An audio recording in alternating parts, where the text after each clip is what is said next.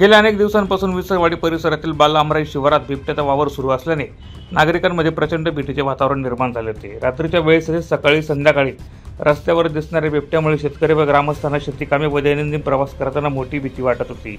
या पार्श्वभूमीवर वन विभागाने परिसरात विशेष पिंजरा लावून बिबट्याला जेरबंद करण्याचे प्रयत्न सुरू केले होते।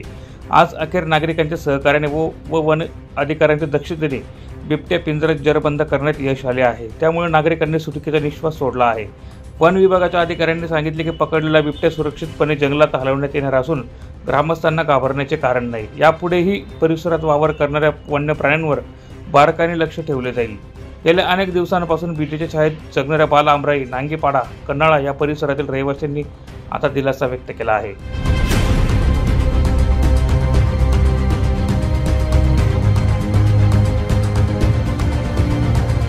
प्रतिनिधी शाबीर काटिक, माझा महाराष्ट्र न्यूज, नवापूर।